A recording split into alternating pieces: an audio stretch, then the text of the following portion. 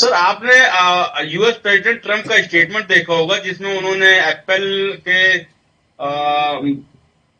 को बोला था कि आप इंडिया में क्यों प्रोड्यूस कर रहे हो। एप्पल आपको इंडिया के बारे में नहीं सोचना चाहिए, अपना प्रोडक्शन आपको यूएस में करना चाहिए। अब उनके स्टेटमेंट के बाद इंडिया के आईफोन जो यूज करते हैं उनके लिए भी, जो खरीदने की तमन्ना रखते हैं उनके लिए भी एक ही चिंता पैदा हो गई है। किस तरह से आप इसको देखते हैं इस स्टेटमेंट को सर?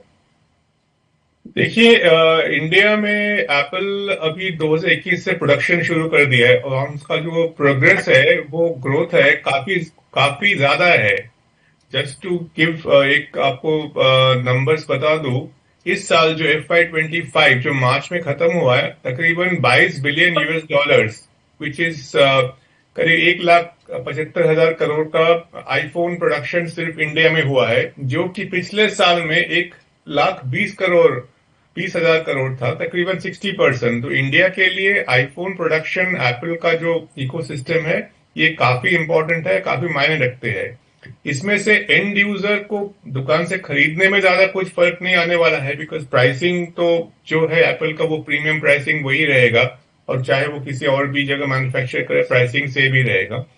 बट इमीडिएट टर्म में मैं दो ही चीज बताऊंगा। इमीडिएट टर्म में ऐसे कोई इम्पैक्ट नहीं होने वाला है, बिकॉज ये आईफोन प्रोडक्शन इंडिया में काफी तेजी से बढ़ रहा है और ये तो अभी कंटिन्यू रहेगा।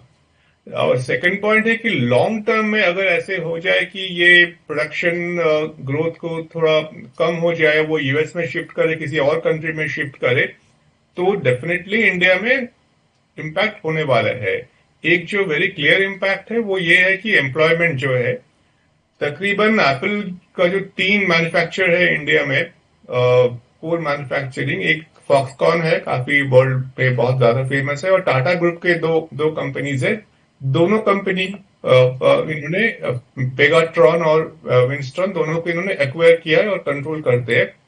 तकरीबन डायरेक्ट एम्प्लॉयमेंट जो है 1,60,000 के आसपास एम्प्लॉयज है। 70% इसमें वुमेन है। सब साउथ इंडिया में ही है, तमिलनाडु उस इलाके में है। तो दैट इज वो नंबर जो है, और इनडायरेक्ट एम्प्लॉयमेंट मिला मिलो के वो तकरीबन 6 लाख के आसपास लोग इससे एम्प्लॉयमेंट जनरेट कर रहे हैं एप्पल के प्लांट से। तो वो अगर उसमें कुछ अगर स्टॉपेज हो जाएगा तो डेफिनेटली इम्पैक्ट होने वाला है। सेकंड पॉइंट ये है कि इतना आसान नहीं है कहीं से चाइना से या इंडिया से यूएस में मैन्युफैक्चर करना, बिकॉज वहां पे इंजीनियरिंग कैपेबिलिटीज इतना नहीं है, कॉस्ट कुछ और है, मैन्युफैक्चरिंग सिस्टम्स नहीं है, सप्लाई चेन नहीं है। तो ये मुझे लगता नहीं है कि ये ऐसे ही यूएस में कुछ प्रोडक्शन शुरू हो जाएगा एप्पल आईफोन यूएस में। तभी इस पे देखते हैं क्या होने वाला है। अभी इमीडिएटली कोई इम्पैक्ट ऐसे नहीं आने वाला है। लॉन्ग टर्म में अगर ये वाकई ऐसे हुआ तो डेफिनेटली इंडिया का ग्रोथ स्टोरी में थोड़ा प्रॉब्लम हो जाएगा, एप्पल प्रोडक्शन अगर थोड़ा ग्रो ना करे तो। लेकिन जितना अभी है काफी अच्छा चल रहा है, और मेरे ख्याल से ये टैरिफ का ये जो चल रहा है सब मिला के, वो चेंज होता रहता है। प्रेसिडेंट ट्रम्प का भी पर्सपेक्टिव्स थोड़ा सा शिफ्ट होता रहता है, हमें और चीजों में भी देखा गया है। तो इसमें अभी कुछ ज्यादा चिंतित होने की मुझे नजर नहीं आ रहा है, और एंड यूजर के लिए कुछ भी फर्क नहीं पड़ने वाला है जो आईफोन यूजर है। दो सवाल खड़े होते हैं इस स्टेटमेंट के बाद। एक तो क्या एप्पल का इतना इंडिया में इन्वेस्टमेंट के बाद क्या यूएस प्रेसिडेंट के कहने से ये यहाँ से प्लांट हटा सकता है, या प्रोडक्शन बंद करने का सोच सकता है, या प्रोडक्शन रोकने का सोच सकता है? दूसरा, क्या जैसे कि लोग ये बोल रहे हैं कि यूएस में जो है काफी कॉस्ट जो है काफी ज्यादा होती है, चाहे वो लेबर कॉस्ट हो, चाहे वो प्रोडक्ट कॉस्ट हो, जो जो रॉ मटेरियल्स लगते हैं उसको लेकर। तो एप्पल का फोन भी जो है हो सकता है महंगा हो जाए। जी जी, देखिए, यूएस में मैन्युफैक्चर करना है बहुत सारा तकलीफ है, और इतना इजी भी नहीं है। इंडिया में भी देखिए, चाइना में इनका इतना सारे प्रोडक्शन फैसिलिटीज है, और प्रोडक्शन से भी इम्पोर्टेंट है कि जो सब कॉन्ट्रैक्टर्स है, जो सारी चीजें छोटे छोटी चीज सप्लाई करते हैं, ये करने में एप्पल को अभी 25 साल हो गए हैं तकरीबन कि एप्पल ने ये जो सिलसिला शुरू किया था। इंडिया में प्रोडक्शन 2021 से शुरू किया है, और अभी इकोसिस्टम बाय एंड लार्ज बन चुका है। फिर भी पिछले साल फाइनेंशियल ईयर में इंडिया में 40 मिलियन यानी 4 करोड़ के आसपास यूनिट आईफोन मैन्युफैक्चर किया हुआ है। ज्यादातर आई थिंक 80% के ऊपर एक्सपोर्ट ही होता है। तो वो नंबर काफी ज्यादा है और ये ग्रो हो रहा है। तो इस टाइप के 4 करोड़ है, मान लीजिए 5 करोड़ हो जाएगा, ज्यादा भी हो सकता है। तो उस उतना ज्यादा प्रोडक्शन इंडिया से उठा के यूएस में या किसी और कंट्री में ले जाना बिल्कुल नामुमकिन लगता है मुझे। ये मैंने रिसर्च एनालिसिस भी देखा है कि चाइना में जितना प्रोडक्शन ऑलरेडी एप्पल का है, ये थोड़ा इंपॉर्टेंट पॉइंट है। चाइना में आज की तारीख में जितना प्रोडक्शन है, 80% ऑफ आईफोन अभी भी चाइना में ही मैन्युफैक्चर होता है। इंडिया 20%, ये 4 करोड़ मैंने बताया।